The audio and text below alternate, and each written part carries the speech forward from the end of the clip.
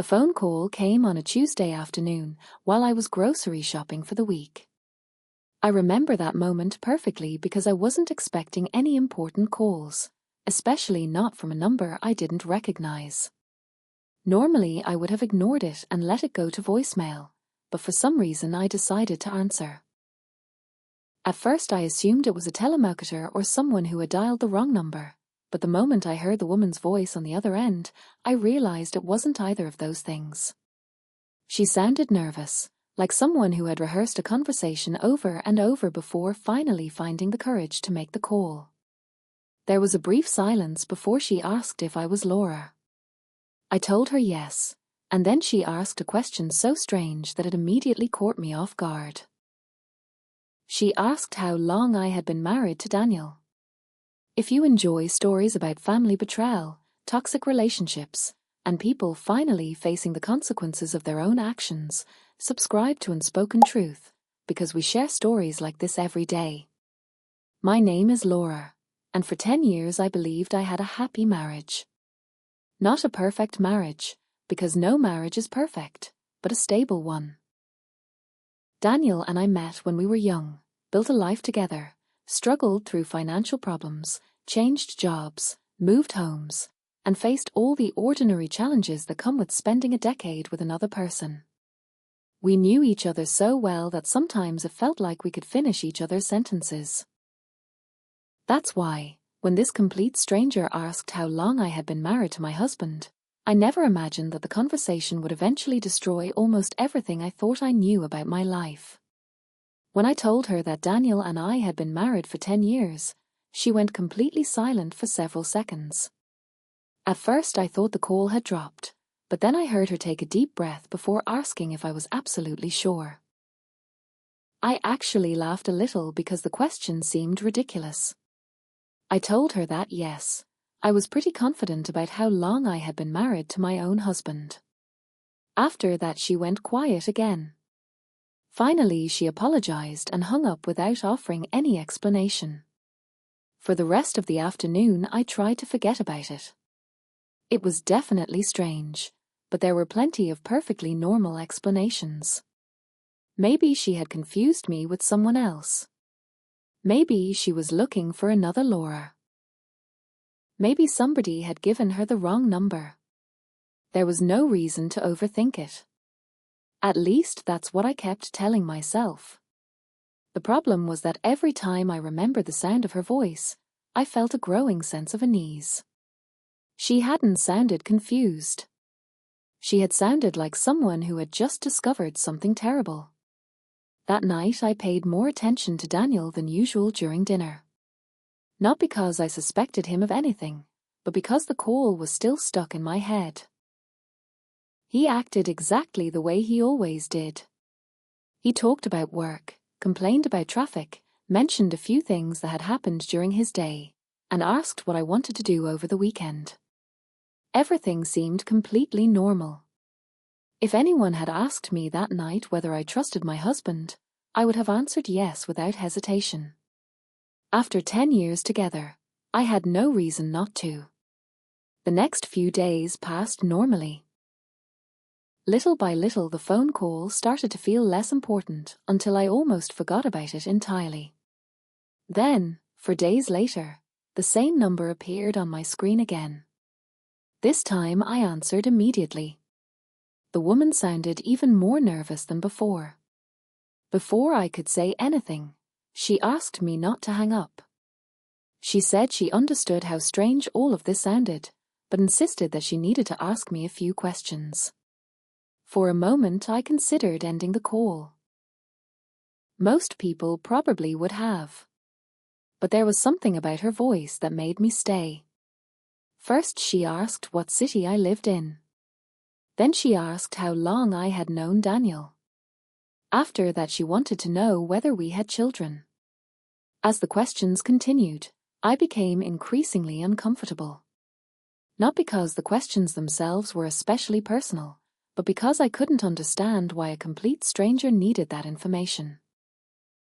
Eventually I stopped her and asked who she was and what exactly was going on. Her answer came immediately. She said her name was Andrea, Then she told me something that made every muscle in my body tense. She said she had been living with Daniel for 8 years. For several seconds, I genuinely thought I had misunderstood what she said. My mind immediately started searching for alternative explanations. Maybe there was another Daniel. Maybe she had confused 2 different people. Maybe someone had lied to her. Any possibility seemed more believable than the obvious one. I explained that she had to be mistaken, that my husband worked for a logistics company, that we'd been together for over a decade, and that I knew his life extremely well.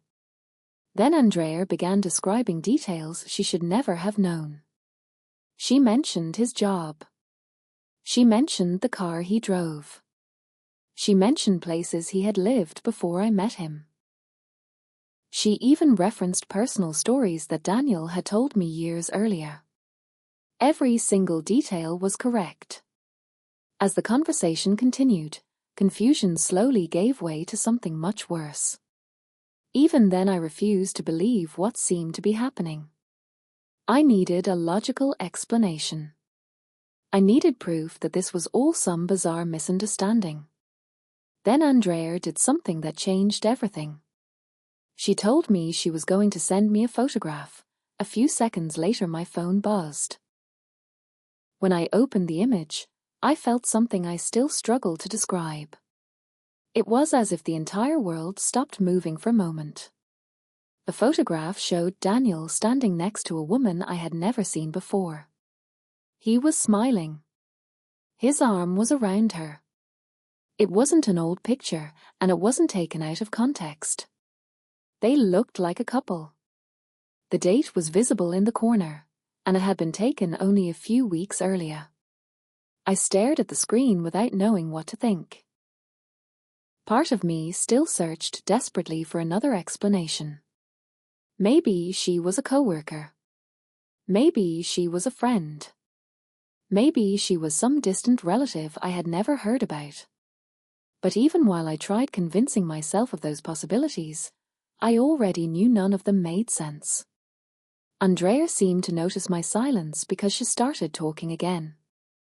She explained that she hadn't wanted to believe it either when her suspicions first began. For weeks she thought Daniel was hiding something relatively minor. Maybe an affair. Maybe financial problems. Maybe a lie related to work. But the more she investigated, the more disturbing the truth became. She had noticed inconsistencies in his schedule, trips that didn't match the explanations he gave, and absences that became harder and harder to justify. What began as a simple suspicion eventually turned into something far larger than either of us could have imagined. The call lasted almost an hour. When it finally ended, I sat alone staring at my phone. Daniel would be home in a few hours. For the first time since I met him, I felt like I was talking about a complete stranger. But the worst part came afterward. Only a few minutes later, Andrea began sending more information. First, there were photographs. Then screenshots of messages. Then receipts, hotel reservations, and documents. With every new file, denying reality became more difficult. What I was looking at wasn't a recent affair. It wasn't a secret relationship that had started a few months ago. It was a second life, and the more evidence I reviewed, the more obvious it became that this second life had existed for years. What I didn't know at the time was that the photographs Andrea had already sent were only a small fraction of what she had discovered. Because over the following days, she would show me proof that Daniel hadn't simply been cheating. He hadn't just been seeing another woman behind my back. He had built something far more shocking, something so elaborate and so deeply rooted in deception that even now it sounds unbelievable when I tell people about it. And the moment I finally understood the full picture, I realized that my marriage had been built on a lie much bigger than I ever thought possible. That night I barely slept. After ending the call, I spent hours going through every photograph, every screenshot, and every document Andrea had sent me. The more I looked, the harder it became to convince myself there was some innocent explanation hidden somewhere in the middle of all that evidence. There were vacation photos showing Daniel smiling beside her in the same way he smiled beside me in our family pictures. There were hotel reservations that matched dates when he had supposedly been traveling for work. There were birthday celebrations, anniversary dinners, holiday gatherings, and ordinary moments that looked exactly like the kind of memories families create over the course of years. What disturbed me most wasn't the existence of those photographs. It was how normal they looked. Nothing about them felt secretive. Nothing about them suggested an affair. They looked like a family album. As I sat there scrolling through image after image, I found myself thinking about all the stories I'd heard over the years about people living double lives. Those stories always sounded ridiculous to me. I never understood how anyone could keep up such a massive deception without making obvious mistakes.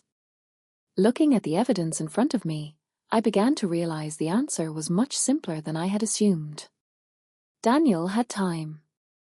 Years of it. He had years to perfect his lies, years to build routines, years to create believable explanations for every absence, every late-night phone call, and every weekend he wasn't home. What seemed impossible from the outside suddenly looked disturbingly achievable. When I heard the sound of his car pulling into the driveway that evening, I immediately locked my phone and placed it face down on the kitchen counter. I wasn't ready to confront him. In truth, I wasn't even sure what I knew yet. Everything still felt unreal. Daniel walked through the front door exactly as he always did. He greeted me, dropped his keys in the same spot he always used, and started talking about something that had happened at work. As I listened to him speak, I kept thinking about the photographs. The contrast was almost impossible to process. The man standing in front of me looked exactly like the husband I had known for 10 years, yet somewhere inside my mind another image was beginning to form, an image of someone I no longer recognized. The next morning I woke up exhausted. My head hurt from lack of sleep and my thoughts felt tangled together, but one thing had become clear. I needed answers. Real answers. Not assumptions, not theories, and certainly not excuses. So later that day I called Andrea back. That second conversation felt completely different from the first. We were no longer strangers trying to understand a bizarre situation. We were two women attempting to piece together a reality that neither of us had ever imagined possible. For hours we compared timelines, discussed dates, and revisited memories that suddenly looked very different now that we had more information. It was during that conversation that we started uncovering just how carefully Daniel had constructed his double life. One of the first patterns we noticed involved his work trips. For years I had accepted those trips without question. His job occasionally required travel, so when he told me he needed to leave town for a few days, I believed him. Andrea had experienced something similar. Whenever he disappeared for a weekend or spent several days away, she also assumed he was working. The more we compared notes, the more obvious it became that many of those trips had never existed at all. When he claimed he was traveling for work, he was often spending time with the other family. The realization was both shocking and infuriating because it forced me to revisit years of memories through an entirely different lens. Vacations we never took because he was supposedly too busy. Family events he missed because of last-minute meetings. Anniversaries that had been shortened because of work emergencies. One by one, those memories started transforming into evidence. As the days passed, Andrea and I continued exchanging information. Sometimes we would spend hours comparing details from specific dates. Other times we would simply talk, trying to process what was happening. There was something strangely comforting about speaking with someone who understood exactly what I was feeling. Neither of us had caused this situation. Neither of us had betrayed the other. We were both standing in the ruins of the same lie. Then came the discovery that changed everything. Until that point, I had assumed Andrea was simply another woman who had been deceived. The situation was already devastating enough under those circumstances. But one evening she sent me a photograph that made my stomach drop. At first, I didn't understand why she was sending it. The image showed Daniel standing beside two young children. They were smiling at the camera, holding birthday balloons, and looked completely happy. A moment later, Andrea explained who they were. They were her children, Daniel's children. I remember staring at the photograph for what felt like several minutes. My mind struggled to absorb what I was seeing. An affair was one thing. Even a long-term relationship was something I could at least understand intellectually, no matter how painful it might be. But this was different. This wasn't a second relationship. This was a second family. Andrea explained that the children were 7 and 5 years old. Daniel attended their birthdays. He went to school events. He spent holidays with them. He helped with homework. He wasn't some distant figure appearing occasionally in their lives. He was their father in every meaningful sense of the word. As she described all of this, memories started flooding back into my mind. Every unexplained absence. Every weekend business trip. Every time he left town claiming work responsibilities required his attention. Suddenly those gaps in our life together were filled with a horrifying new reality. What made everything even worse was learning that Andrea didn't know about me either. According to her, Daniel had told her he was divorced. He claimed the separation had happened years ago and that he preferred not to talk about his previous marriage because it had been difficult. He never mentioned having a current wife. He never hinted that another family existed. Just as he had lied to me, he had lied to her. Over the next couple of weeks, we continued digging deeper. The more information we uncovered, the clearer it became that Daniel's carefully balanced world was beginning to crack. He had started making mistakes. Small mistakes, but mistakes nonetheless. Contradictory explanations. Overlapping schedules. Messages sent at the wrong times. Tiny details that would have gone unnoticed years earlier but now stood out like warning signs. It seemed that after maintaining two separate lives for so long, he was finally losing control. One evening, after we had spent nearly 3 hours reviewing timelines and comparing information, Andrea asked me a question that changed the direction of everything. She asked whether I truly wanted to know the whole truth. Not part of it. Not the version Daniel would eventually try to explain away. The whole truth. Every lie, every secret, every hidden piece of the puzzle. Her suggestion was simple. Instead of confronting him immediately and giving him the chance to manipulate the situation, we should continue gathering information. We should understand exactly what he had been doing, how long it had been happening, and how far the deception actually went. The more I thought about it, the more sense it made. Daniel had spent years controlling information. If we confronted him too early, he would almost certainly try to control the story as well. For once, we needed to be the ones who understood everything before he had the opportunity to explain anything. That decision led us down a path neither of us expected. Over the following weeks, we uncovered financial records we had never seen before, addresses we didn't recognize, expenses that raised new questions, and inconsistencies that painted an increasingly disturbing picture. Every discovery revealed another layer of deception. Every answer seemed to generate 2 new questions. Then, one Friday afternoon, we found something that changed everything once again, because that was the day we finally discovered the house where Daniel had been living his other life. And once we understood what that place represented, we realized that his lies ran far deeper than either of us had imagined. Over the following weeks, Andrea and I continued gathering information without Daniel suspecting a thing. The deeper we looked, the clearer it became that this wasn't the result of a few bad decisions that had spiraled out of control. This was something he had built deliberately over many years. Every lie connected perfectly to another lie. Every excuse had been prepared in advance. Every absence had a carefully crafted explanation. What disturbed me most wasn't the fact that he had managed to deceive us for so long. It was realizing how much effort he had invested in maintaining that deception. He wasn't balancing a secret relationship. He was balancing two entirely different lives. Two homes. Two routines. Two families.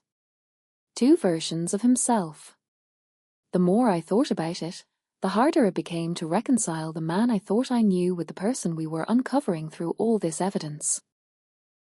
The afternoon we found the house started like any other day. Andrea had managed to trace an address connected to several payments Daniel had been making for years. At first we assumed it might be a rental property, an investment, or something related to work. But as we dug deeper, that explanation quickly fell apart.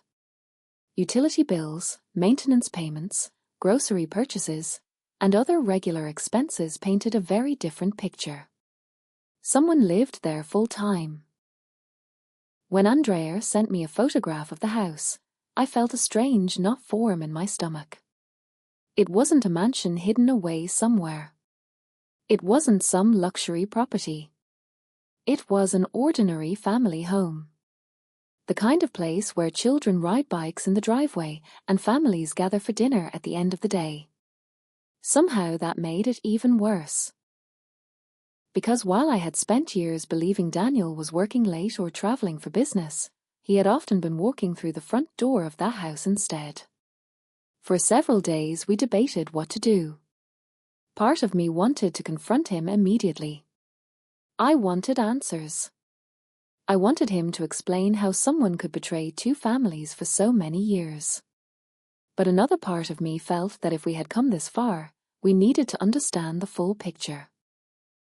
After a decade of lies, neither of us wanted half the truth. We wanted all of it. We wanted to know how deep this deception went and whether there were still secrets we hadn't uncovered.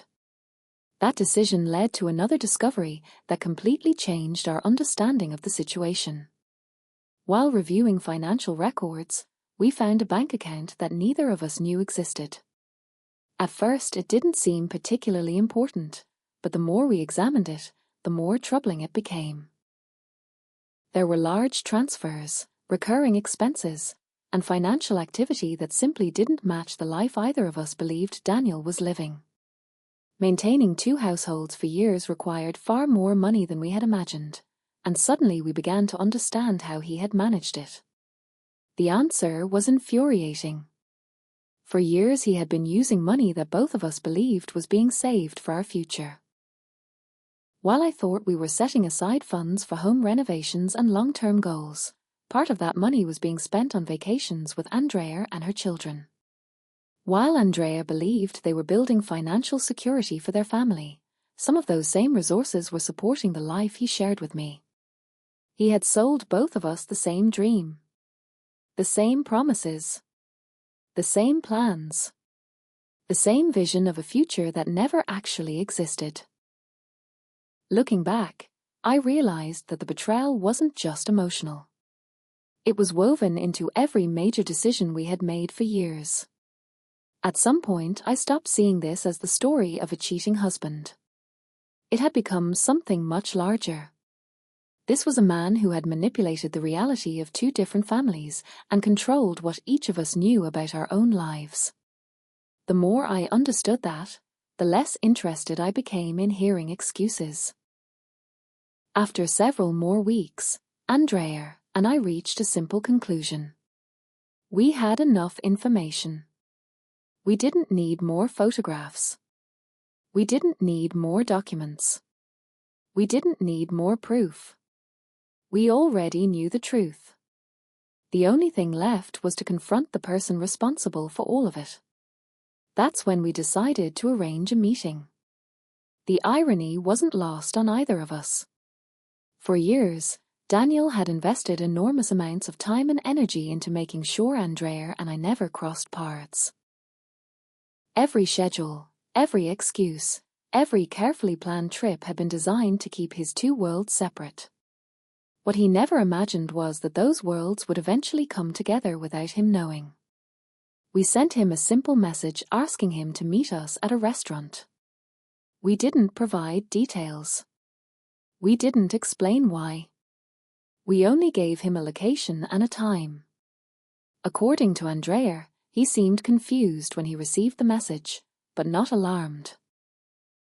He probably assumed it was related to the children or some minor issue that needed his attention.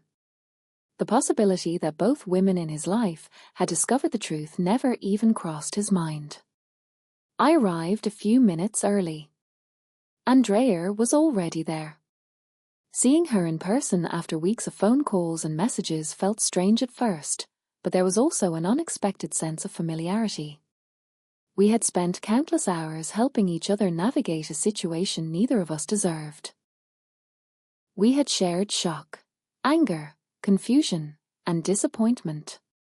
In a strange way, we understood each other better than almost anyone else could. When Daniel walked into the restaurant, it took him only a few seconds to understand what he was looking at. His eyes moved from me to Andrea and then back again. I watched the realization spread across his face. It happened almost instantly. First confusion. Then panic. Then the unmistakable expression of someone who suddenly understands that a carefully protected secret has finally collapsed. For years he had controlled the flow of information. He had always been the only person who knew the entire story. In that moment, for the first time, he wasn't.